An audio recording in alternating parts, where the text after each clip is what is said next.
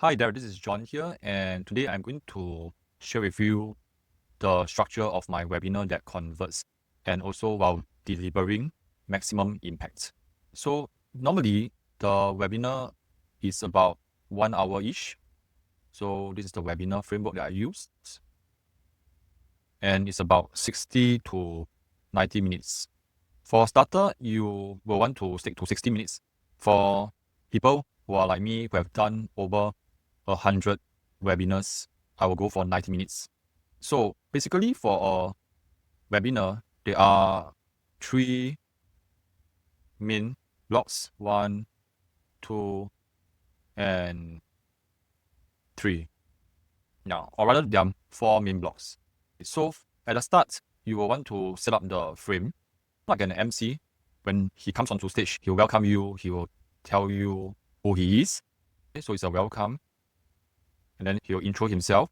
So for webinar, you need to talk about who you are and what gives you the credibility to be here sharing this topic. You must be an expert in this topic. That's why you are here to share, and that's why they are here to learn from you. And also the flow of the program. And basically, you'll be sharing with them 3 steps and covering 1 in depth. And then there'll be an opportunity to learn more from you. I teach math, so I have this more than sign. And there'll be a very important section to cover any Q&A at the back. So basically, there are 3 main steps, and you need to tell them in advance so that they are aware of what is happening in this 90 minutes with you. Then next, you're going to do a lot of frame setting, meaning you will also share who is this for, who is this sharing for, because you gotta tell them right, otherwise they'll be confused like, are we here for science? But actually you are teaching math. Besides the technical part that you're going to share, you will also want to do this to qualify or at least explain and help your audience to understand who you can best serve. So normally for academic webinar, you'll be, who is this for? These are for parents who are hands-on and who actually teach their kids math at home and who find that problem sums are very tough, and they believe that there should be an easier way to learn, and it can be so easy to learn that you can learn it under 1 hour. So who this is for, and then who this is not for. Generally, I think we all know that for someone to benefit as much as they can from a learning, they need to be somebody who are willing to learn, who are open to new methods, who are always very hands-on, and they are always working on their problem. And they are also someone who are highly coachable, and anything else that you feel that align with you, or that these are the people who you want to work with. So after that, you're going to share, for example, what are the 3 key steps to do well for whatever. So you have 1, you have 2, and you have 3. Because today we only have so little time, we can only cover 1. And for the other 2, I'll try my best to cover a bit so that you can have some ideas. And later on, if you want to know a bit more on 2 and 3, I will share with you an opportunity for you to learn from me. Alright, so this gives them some idea on what you are going to share. So with this in mind, then you cover number 1. You cover number 1, then blah, blah, blah, blah, blah. And of course, you need to talk about your results. Why? Because high chance 80% of the audience may not know you, sometimes even 100% if you have just run ads and all these are new people. You need to show them results. You also need to build up your credibility. You also need to explain more of your why. Why are you doing this? And why learn this?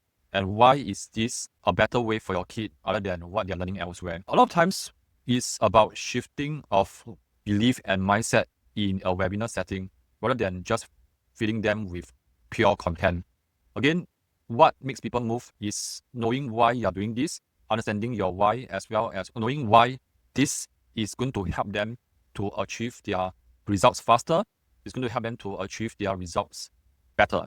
And when they understand your why, there'll be higher buy-in, there'll be more buy-in, and this is when there's a higher chance for them to want to know more, and there's a higher chance that they will want to sign up for anything else that you have to offer, because now they have a belief that they are able to get guidance from you, they are able to get more coaching from you so that they can achieve better and faster results with whatever you say here, that they know that it's going to be easier. And most importantly, they feel safe because you bring them through a journey showing them they understand who you are, what's your motivation behind, and you are really there to help them, and they can sense it.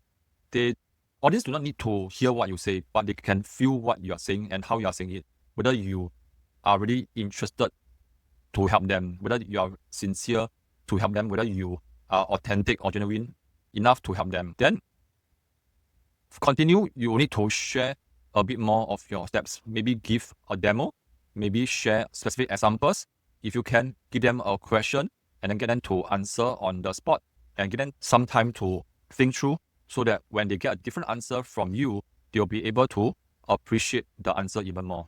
So there's a lot of psychology behind to do a proper webinar rather than just show a slide deck and then you expect yourself to be the highest converting salesman and this is your first webinar. So many people have actually missed that. So on top of that, you will also want to cover briefly second and third by going through a simple demo and give some examples. What takes more time will be the Q&A, as in really like giving time for the audience to do it. So this will be a lot of time taken. However, when you bring them through step 1, this will be the main. So that's why I draw the biggest clock here. For the rest, it will be very much of just a touch and go thing and helping them to see the lights at the end of the tunnel. Then, having said that, you realize there's not space for me.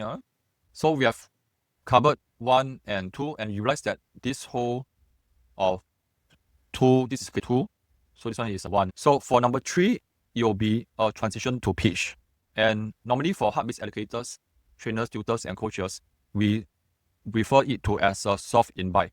And your hard space here is you can't serve everyone. If there are about 10 people who turns up for your webinar, at least 80% of them are going to say no. And you take that with a pinch of salt because you know that you are very clear who you can serve. And probably 2 out of 10 in the audience are who you can serve, who of a good fit, and you know that you can create wonders for them and you will most probably enjoy working with them.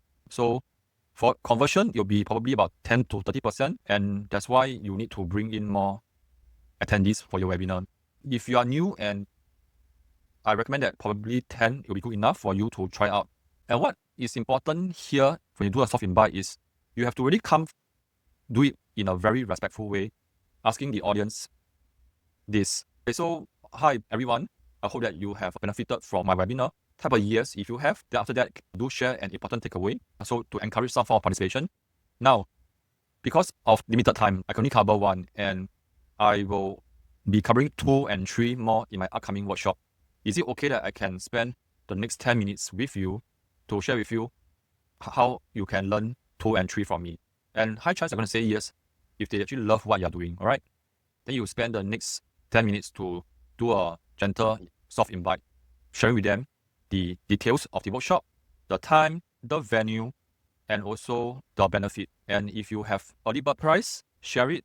If you have limited seats, share that as well, because if it's a physical setting, there'll be limited seats. And you will also want to be clear who you work with as well as who you can best help. And then you can say that, so right now, I'm going to hang around for 5 minutes to take any Q&A for the workshop alone. And for those who are keen to sign up, here's the CTA, means call to action. Here is where you can sign up. So normally for Singapore, you can do a pay now to the number. And normally if you accept credit card payment, you can do Stripe or any shopping cart processor and just get the link. And then if there is any time sensitive offer, like for example, a coupon code that will expire by tonight, you can throw that in as well and let them know that if they sign up now, they can get X% off. So right now, there'll be a 5 minutes countdown. And for those who are keen up now, and don't go off yet, because in the last part, there'll be a Q&A. So this actually made people want to stay back. And sometimes when you do Q&A at the back, and when they clear, they are able to also have more clarity how your program can help them. And sometimes this itself will also lead to increased sign up. So this whole process is to support conversion for webinar. And of course, we do it with authenticity. We do it with the understanding that whatever you are offering, because you are the best, one of the best in the field, you are able to support attendees come on board And at the start, you already mention who are the clients who you best serve, who are those who you can best help. And then, other than that, sometimes some of them may ask you, is it that I can chat with my spouse? I'll get back to you.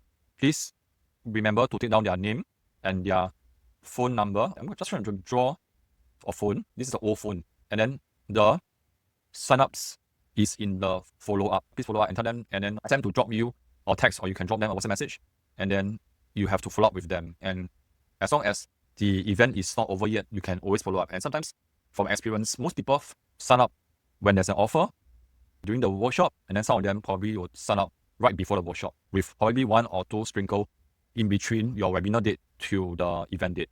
So I hope this helped. It's a very simple webinar framework, and of course, if it's your first time doing it, please make sure that you have your deck done properly and also practice. And then if you would love a second opinion on your slide deck, again, there is a contact link inside the description below, and you can contact me, and I love to support you.